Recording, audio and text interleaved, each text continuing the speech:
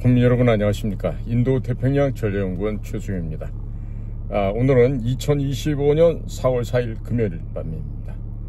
지금 시간이 많이 깊어졌고요. 오늘 참 긴 하루를 보냈습니다. 긴 하루를 보내면서 이제 집에 들어가고자 합니다. 네, 집에 들어가기 전에 일단 오늘 하루를 정리하면서 오늘의 이슈가 됐던 윤석열 대통령에 대한 탄핵의 인용사건과 그리고 제가 겪었던 금일의 재판 결과에 대해서 국민 여러분들과 함께 공유를 하고자 합니다. 우선 오전 10시 반부터 시작된 저의 두 명의 국가정보원장 김규현과 이종찬이 고발한 사건에 대한 재판부터 보고를 드리겠습니다. 우선적으로 김규현 국정원장이 저를 고발을 해놓고 정말 어린애 핏덩어리 하나 내보내놓고 허가받지 않은 사안에 대해서는 이야기할 수 없다는 이런 궤변과 막말을 늘어놓는 지난번에의 재판이 한번 있었습니다. 그래서 오늘은 서면을 통해서 정식적으로 고발인이었던 김규현 씨를 증인 신청을 하였습니다. 그리고 고발인이 이 재판에 출석이 불가능하다면 이런 재판은 각하시켜달라는 얘기도 역시 덧붙였습니다. 지난번에도 재판장에게 얘기를 했습니다만은 고발인 김규현의 개인 주소를 모르기 때문에 증인 출석 요구서를 보낼 수 없다는 이런 정말 허무맹랑한 소리를 법원으로부터 들었습니다. 해서 고발인 김규현이 고발 당시 국가정보원장에 재직했던 자로서 당연히 국정원에서 김규현의 집 주소를 알고 있겠죠. 전화번호는 물론 알고 있을 겁니다. 자, 따라서 고발인인 김규현을 증인으로 정식으로 신청을 했습니다. 그리고 제가 유튜브를 하면서 김규현 씨에 대해서 평가를 했던 것은 왜 문재인이 국가기밀이 담겨있는 USB를 북의 테러범 국제범죄조직의 수장인 김정은에게 건네주지 않았겠습니까? 그런데 이에 대한 수사를 하지 않았습니다. 착수 지시조차도 하지 않았습니다. 이미 이것은 제가 2011년도에 국정원을 그만뒀으니까 이미 제가 업무 중에 지득한 내용이 아니죠. 그리고 서훈이라는 자가 국정원장으로 와서 이 비밀 취급 인가증도 없는 민간인들에게 국정원 서버를 다 열어줬습니다. 이런 일로 인해서 한변이라는 단체가 있죠. 한반도 인권과 통일을 위한 변호사 모임이 있는데, 자, 그곳에서 서훈을 국정원법 위반으로 고발을 했습니다만은, 자, 이에 대해서는 검찰이 수사를 하지 않았습니다. 자, 이것은 문재인 정권 하에서 했다 하더라도, 자, 이후에 윤석열 정권으로 바뀐 이후에도 김규현 씨가 국정원장이 됐는데 이런 국가 반역 저질스러운 행동들에 대해서 조사를 않는다? 이거는 철저한 직무유기에 해당이 됩니다. 자, 그러한 행동을 통해서 국정원의 모든 비밀이 국내 좌익단체로 넘어갔습니다. 자, 따라서 국정원에는 이제 비밀이라는 것이 남아있지 않습니다. 적들이 다 알고 있는데 적들이 알고 있는 것이 무슨 비밀이 될 수 있겠습니까? 자, 그래서 서훈이라는 자에 의해서 국정원의 모든 비밀이 민간인들에게 공개되었고, 그리고 국가의 중요한 기밀사항들이 담긴 USB가 지금 북의 김정은에게 넘어갔습니다.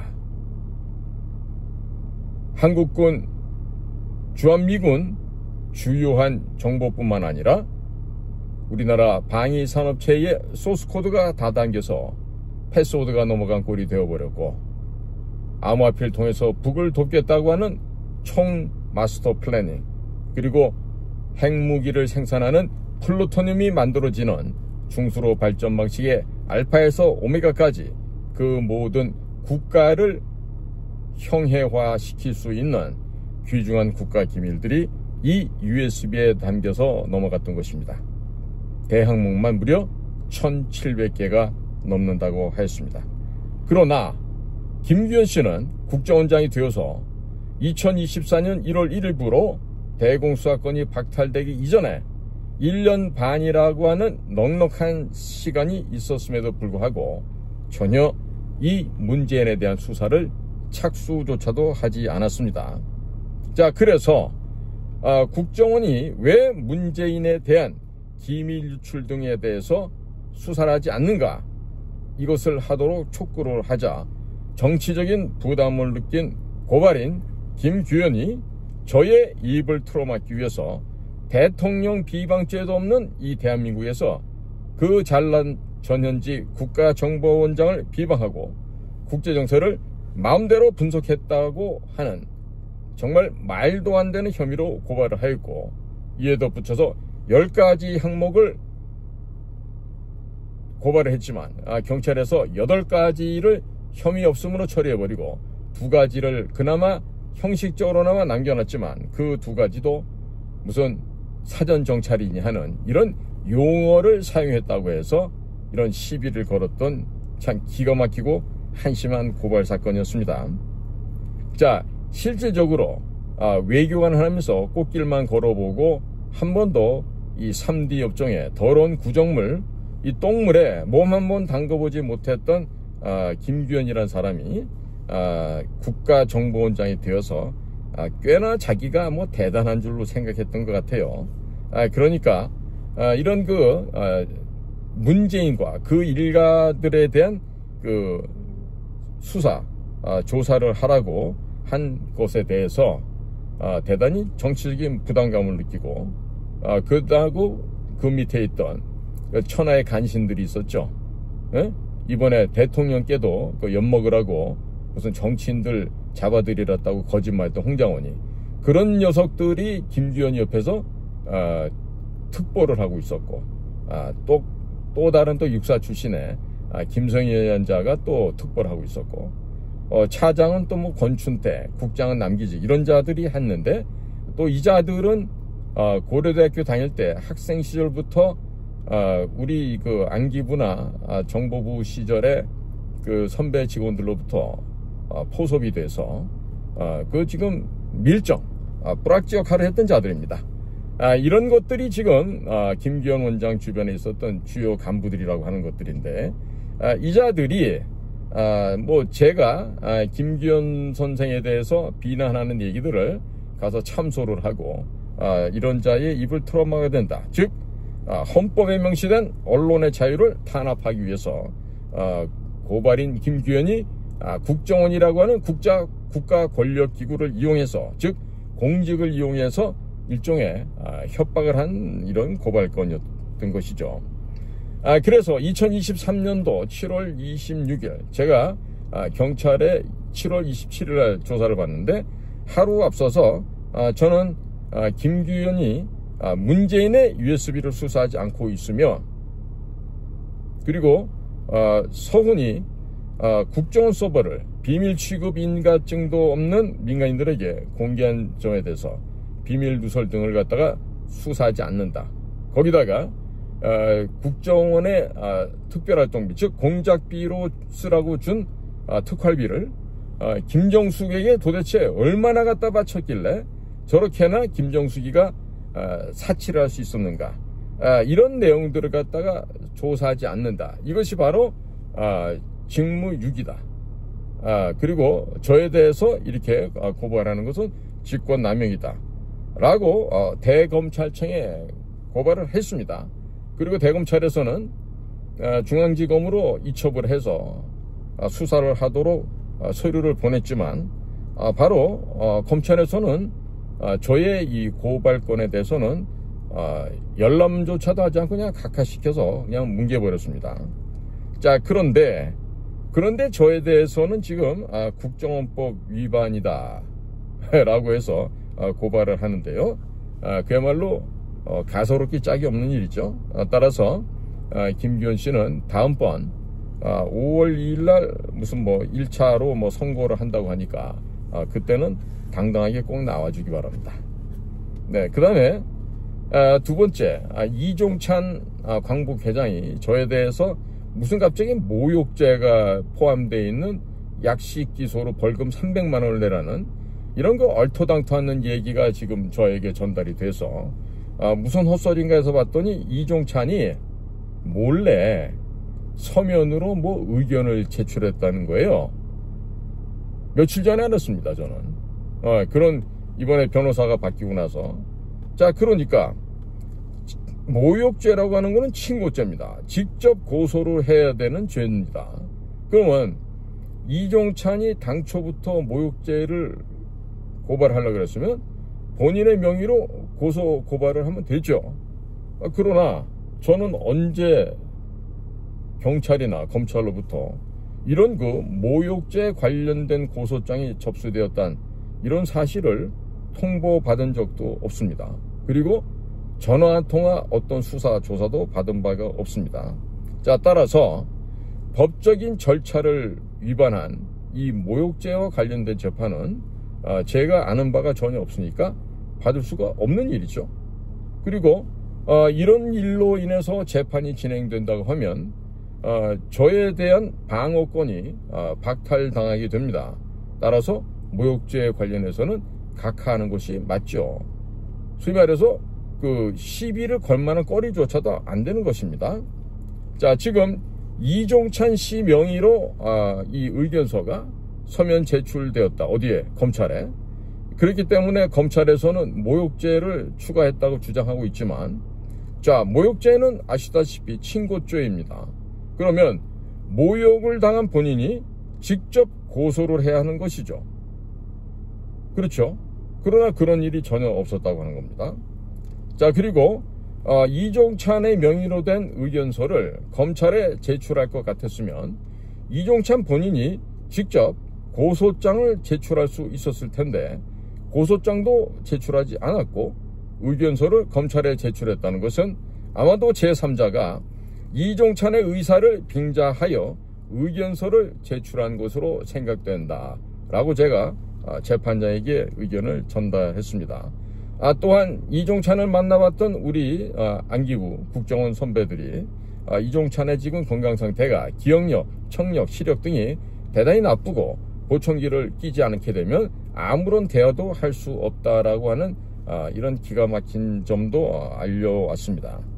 자, 당연히 친고죄라고 하는 이 모욕죄는 이종찬이 고소장을 제출하면 직접 경찰에 출석해서 고소인 조사를 받아야 하겠죠.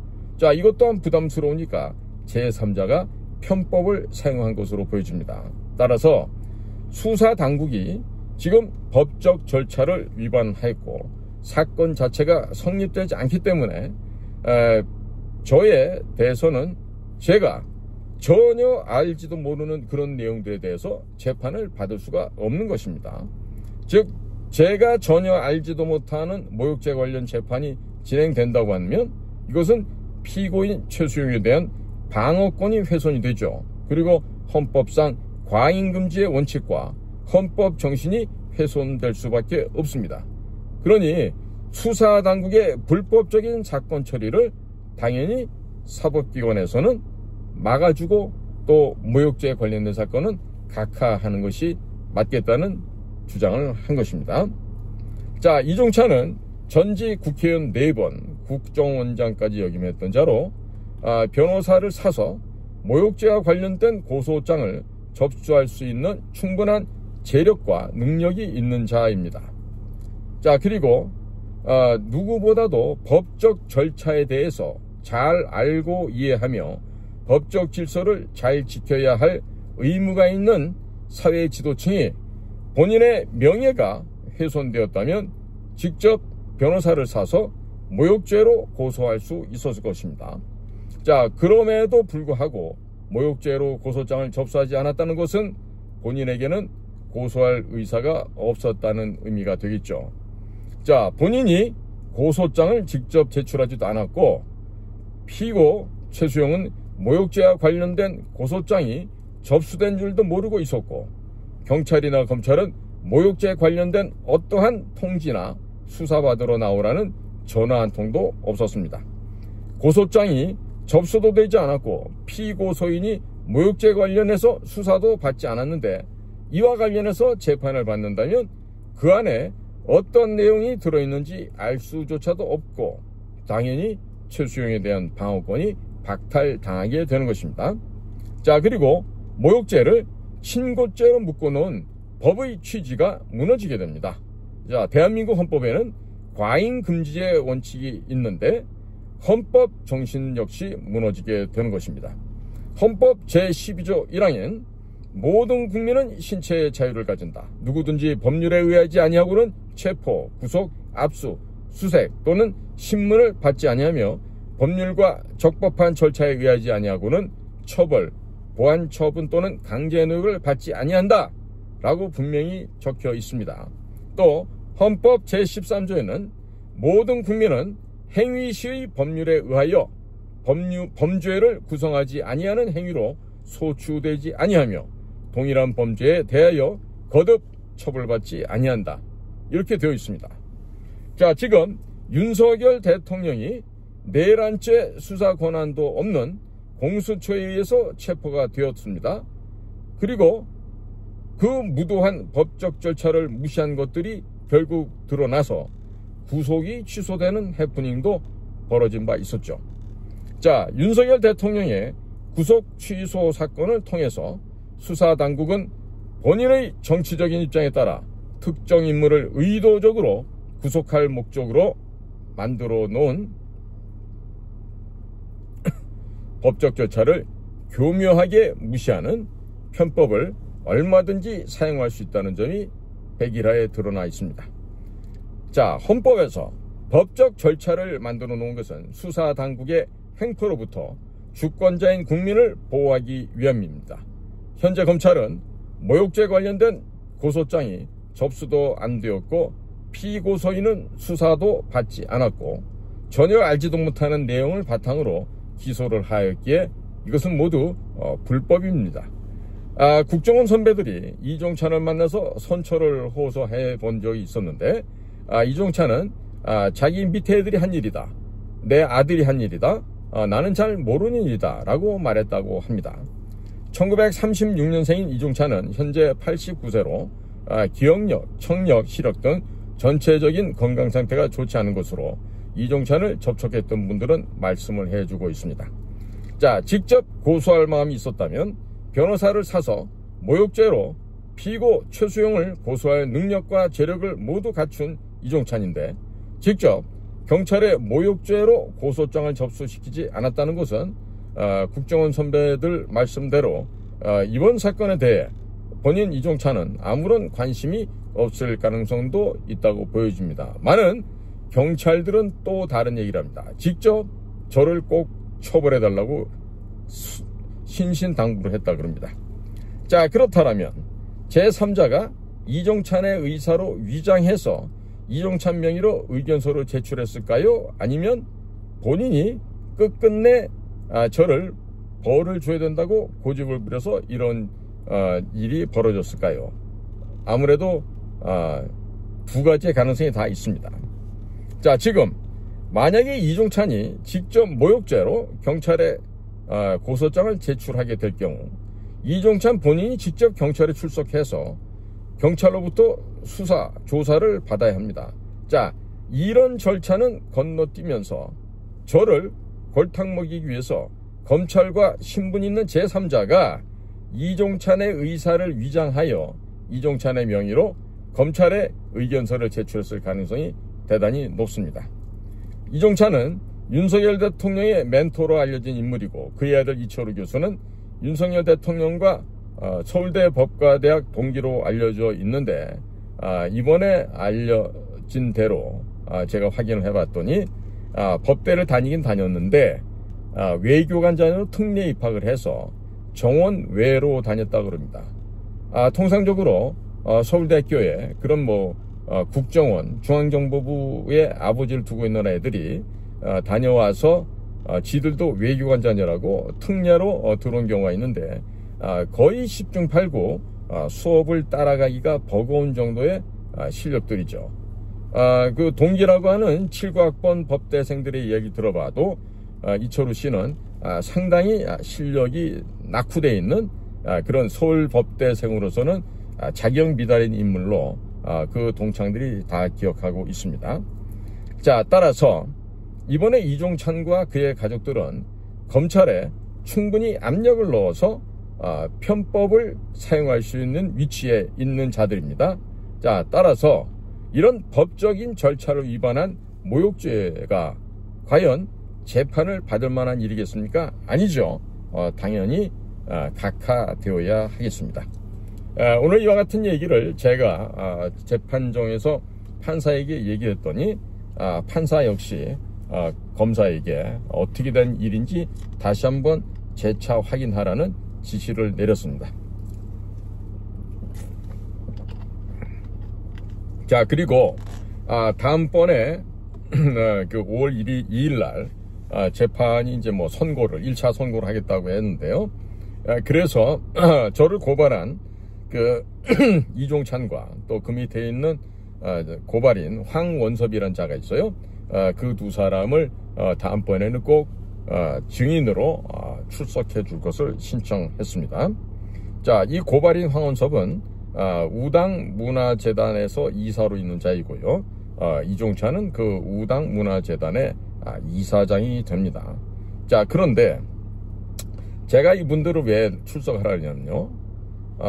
당신 집안의 역사를 갖다가 폄훼했다. 이렇게 얘기를 해요. 그래서 명예훼손을 했다 이건데, 과연 그러면 우리나라 국사편찬위원회에서는 그 할아버지 우당 이회영 씨에 대한 그 국사편찬위원회 자료가 이들이 주장하는 내용과는 정반대의 내용입니다. 즉 간단하게 말하면 극단적인 무정부주의자 활동을 했고, 그 극단적인 무정부주의 활동에 덧붙여서 공산주의 활동을 했는데, 그 공산주의 활동을 하면서 서로 교류를 하고 친분을 가졌던 게 바로 러시아 소련 공산당이었습니다.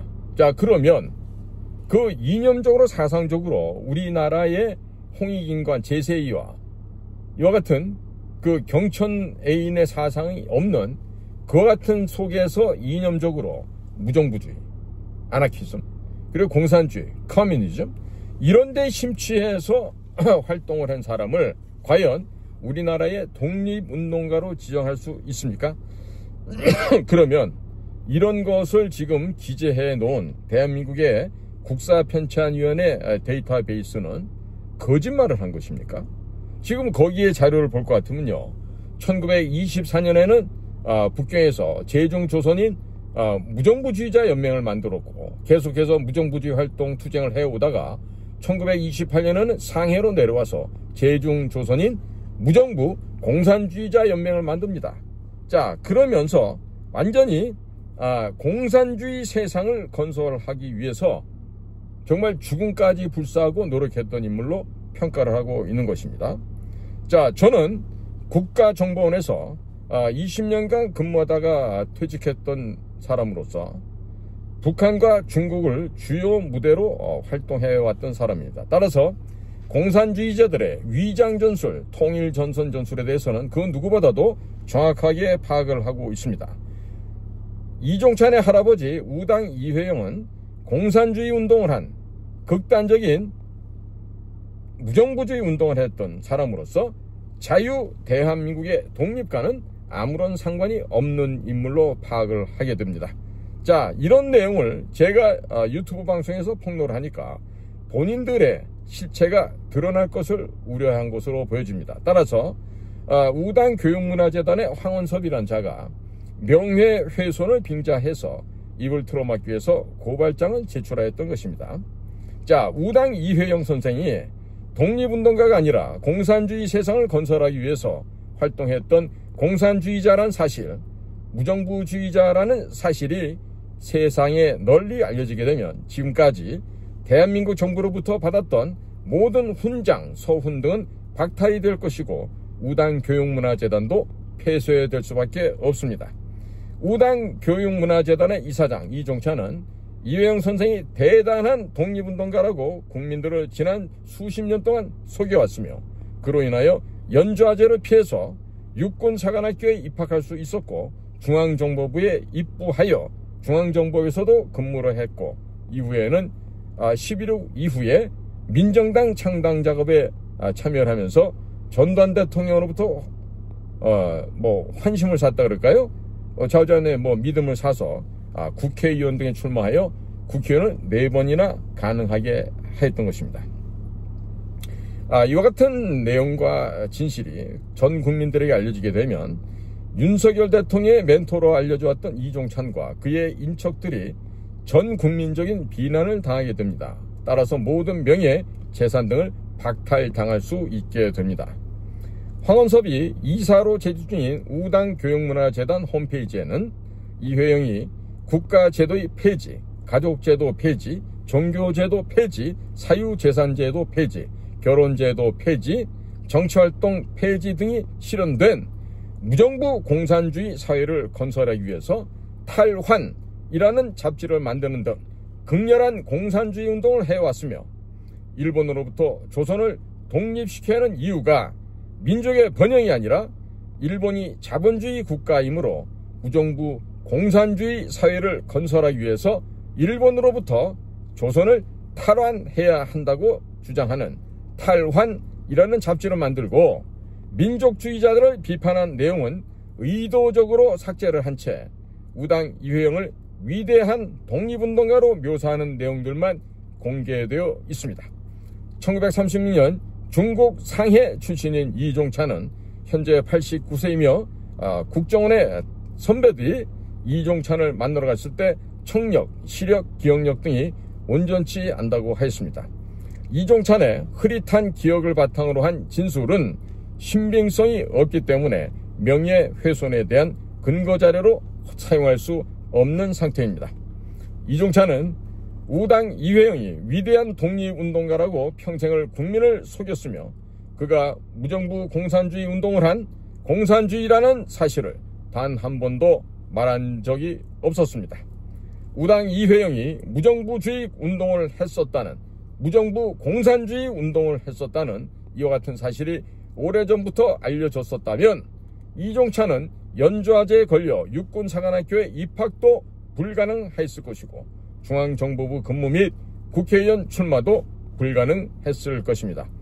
평생을 국민들에게 거짓말을 해오고 속여왔던 이종찬의 경우 현재 기억력, 청력, 시력도 희미한 상태인데 그의 진술은 신뢰성이 없는 상태라 하겠습니다. 따라서 신뢰성이 담보되지 않는 이종찬의 기억에 의존한 고발인 황원섭의 명예훼손 고발 또한 진실성, 신뢰성이 담보되지 않고 있기 때문에 황원섭과 이종찬은 당연히 증인으로 출두해만 하겠습니다. 황원섭은 우당교육문화재단 이사를 하면서 홈페이지에 이회영의 무정부 공산주의 운동 사실은 홈페이지에서 쏙 빼어놓고 공개하는 등 국민들을 그동안 기만해 왔습니다. 국사편찬위원회에 공개된 자료도 의도적으로 삭제하고 공개하는 등 국민들을 기만해 왔습니다. 지난 수십 년 동안 국민들을 속여서 각종 훈장, 정부 지원금, 후원금, 명예 등등을 누리다가 진실이 탄로날까봐 진실을 외치는 저 피고인 최수영에 대해서 입을 막기 위하여 명예훼손으로 고발을 한 것입니다. 따라서 황원섭과 이종찬은 증인으로 반드시 법정에 출두하여 진실을 가려줘야 할 것입니다. 피고 최수영이 개인인 이종찬을 비판한 것이 아닙니다. 국정원장과 그리고 국회의원, 오늘날 광복회장까지 현재 현직에 있는 이런 정치인인 이종찬이 끊임없이 대한민국의 건국이 1948년 8월 15일이 아니라 1919년 3.1운동 후에 임시정부라고 주장을 하면서 대한민국의 정통성을 부정해 왔습니다. 그리고 건국 대통령인 이승만 대통령 기념관을 괴물 기념관 등으로 모욕을 하였기 때문에 정치인에 대한, 공인에 대한 비판을 한 것에 불과한 것입니다. 자, 서울 남부지법 형사 2부 재판장 이은심 부장판사가 2015 노 1116에서 인터넷 팟캐스트 방송에서 방송인 변희재를 또라이, 권력을 손에 쥔 무척 아픈 아이 등등으로 칭하였다가 모욕 혐의로 기소된 탁현민에 대해서 벌금 50만 원을 선고한 1심을 깨고 무죄를 선고한 바 있습니다. 이것도 제가 증거자료로 냈습니다. 자, 기사 중에 발췌 내용이 이렇습니다. 재판부는 변희재죠. 변씨와 같이 정치적, 사회적 논의에 적극적으로 참여하면서 관점이 다른 사람을 비판하거나 비판을 받는 위치에 있는 사람은 일종의 공인으로서 비판에 수반하는 다소의 경멸적 표현을 어느 정도 감내해야 한다. 이어서 탁현민은 언론의 보도에 기초해 보수대연합이 부적절한 이유로 식사비를 내지 않고 음식점 주인을 종북이라고 비난한 것으로 인식하고 이를 비판하기 위해 해당 발언을 한 것으로 볼 여지가 있어 위법성이 조각되므로 1심 판결을 파기하고 무죄를 선고한다 라고 설명한 바 있습니다. 따라서 우당 교육문화재단의 이사장인 이종찬과 황원섭을 당연히 증인으로 신청하게 되는 것입니다. 꼭 이 두 자가 법정에 증인으로 나와야 하겠습니다. 자, 다음의 내용은 대한민국 정부 국사편찬위원회 한국사 데이터베이스에 기재된 이종찬 할아버지 우당 이회영의 공산주의 활동에 관한 내용입니다. 이 또한 증거자료로 제출을 하였습니다. 자, 내용은 이와 같습니다. 이회영은 북경에서 국내와의 연락을 책임 맡은 한편 자금 공작을 담당하기로 하였다. 그런데 이회영 등 무정부주의자들은 1928년 2월 3월에 상해의 불조계 이해로 해광병원에서 제중국 조선 무정부 공산주의자 연맹을 조직하여 다시 단체 활동을 전개하였다. 그것은 1927년 국내에서 신간회가 조직되어 좌우 합작 운동이 시작되자 이에 효과적으로 대응하기 위한 것이었다. 이때 이회영과 함께 활동한 인물들은 1924년에 제중국 조선 무정부주의자 연맹에서 활동한 이을규, 이정규, 정현섭 등과 중국에서 활동하던 무정부주의자인 류기석, 한일원, 윤호연, 안공근 등이었다. 이회영 등이 조직한 제중국 조선 무정부 공산주의자 연맹에서는 단체의 명칭에서도 표방하고 있듯이 무정부 공산주의 사회를 추구하고 있었다. 이것은 제중국 조선 무정부주의자 연맹에서 추구하였던 무정부주의 사회의 건설을 보다 구체적으로 심화 발전시킨 것이 아닌가 여겨진다. 즉 제중국 조선 무정부 공산주의자 연맹에서는 현재의 사회를 근본적으로 파괴하고 자유, 평등, 우애에 기초한 능력에 따라 생산하고 수요에 따라 소비하는 새로운 무정부 공산주의 사회를 한국에 건설하고자 하였던 것이다. 아울러 제중국 조선 무정부 공산주의자 연맹에서는 자유연합의 기본 원리인 국민의 자발적이고 자유로운 의사에 입각하여 모든 조직을 구성하려 하였다. 그리고 이에 기초하지 않은 모든 정치활동, 국가, 집권적 조직, 사유재산제도, 종교제도, 결혼제도, 가족제도 등은 폐지 또는 소멸시키고자 하였다. 그리고 무정부 공산주의 사회의 실현을 위하여 직접 선전과 폭력적 직접 행동 등을 주장하였다. 한편 제중국 조선 무정부 공산주의자 연맹에서는 1928년 6월부터 탈환이라는 기관지를 몇십 부씩 발행하였다. 이때 이회영은 탈환의 편집위원으로서 이정규, 이을규, 정현섭, 유기석 등과 함께 활동하였다. 그런데 이회영 등은 탈환에서 마르크스의 공산주의가 자본을 정부로 집중시키는 어용적, 강권적 공산주의라고 비판하였다. 그리고 첨단 공산주의는 정부가 없는 생산단체 자체의 무정부 공산주의라고 주장하였다. 아울러 무정부 공산주의 원리에 기초하여 자본주의 국가인 일제로부터 조선을 탈환하여 조선민중에게 돌려야 한다고 강조하였다. 아울러 민족주의자들에 대해서도 비판을 가하였다. 즉 민족주의자들은 봉건적 자본주의 사상을 갖고 있는 자들로서 일부는 공산주의자들의 위세에 공포감을 느껴 위축되는 일면, 일부는 이에 현혹되어 아첨하려는 경향이 있다고 주장하였던 것이다. 그런데 이회영 등은 무정부 공산주의 사회의 실현을 위하여 민중 직접 혁명론과 무정부 공단주의 신디컬리즘을 동시에 추구하였다.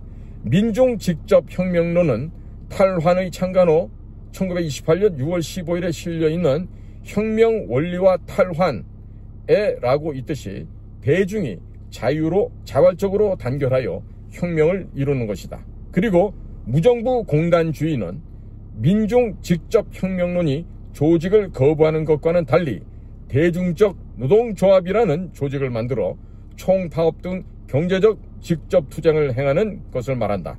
요컨대 이회영은 해방 후 건설할 사회로서 무정부 공산주의 사회를 추구했으며 그 수단으로서 민중 직접 혁명론과 무정부 공단주의를 채택하고 있었다고 할 수 있다. 한편 1928년 6월 남경에서 한국, 중국, 대만, 월남, 인도, 필리핀 등 7개 민족 대표 120명이 모여 동방 무정부주의자 연맹을 조직하였다. 이 연맹에 이회영은 한국의 독립운동과 무정부주의 운동이라는 제목의 글을 보내었다. 그 내용은 한국에서의 진정한 해방운동, 즉 무정부주의 운동은 곧 독립운동이라는 것이었다. 또한 이회영은 동방무정부주의자 연맹이 한국의 독립운동을 지지해 줄 것과 각국의 동지들이 계속적으로 성원해 줄 것을 호소하기도 하였다.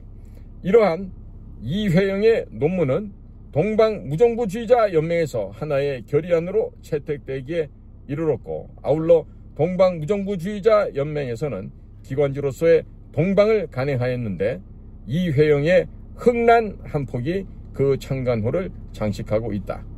자, 이것이 지금 오늘 이종찬이 저를 명예훼손으로 관련해서 고발한 것에 대한 이종찬과 그 밑에 이사 황원섭을 증인으로 요청하면서 낸 그 반박 자료고, 그리고 이미 정식 재판을 요청하면서 국사편찬위원회 자료를 이미 제출한 바가 있습니다.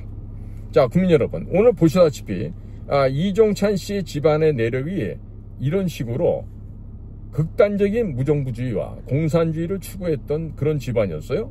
그러면 이런 것들이 당시 50년대 6.25 전쟁 직후니까 혼란스럽겠죠. 정확하게 밝혀지지도 않았겠고, 그러면 당연히 이와 같은 내용들이 제대로 반영이 안 됐기 때문에 육사도 갖고 중앙정보부도 올 수 있지 않았겠느냐. 이런 내용들이 당시에 다 확인됐더라면 이종찬 씨는 절대로 육군사관학교도 입교할 수 없었고 중앙정보부 같은 데 감히 올 수가 없었던 것이죠. 더더군다나 그 빈약한 체구를 가지고 뛰지도 못하고 공수훈련도 못 받는 그런 그 열악한 신체 조건을 가지고 우리 정말 문무를 겸비한 이 중앙정보부 요원이 된다는 것은 말 같지도 않은 얘기죠.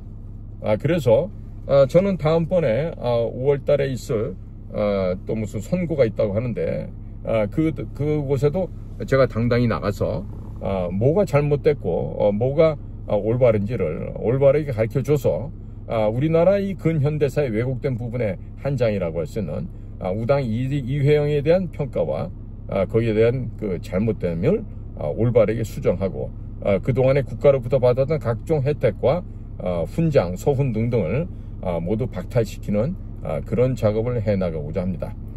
국민 여러분께서도 많은 관심을 가져주시고 반드시 대한민국의 역사가 올바로 정립될 수 있도록 다 함께 힘을 모아주시면 대단히 감사하겠습니다. 반드시 1심에서 이상한 잘못된 결정이 나면 다시 2심, 3심까지 제가 청구를 해서 반드시 대한민국의 현대사를 바로잡는 일을 해나가도록 하겠습니다. 자, 오늘도 저희 방송을 경청해 주셔서 대단히 감사합니다. 지금 오늘 있었던 헌법재판소 결정은 제가 곧 이어서 또 추가로 방송을 촬영하도록 하겠습니다. 감사합니다.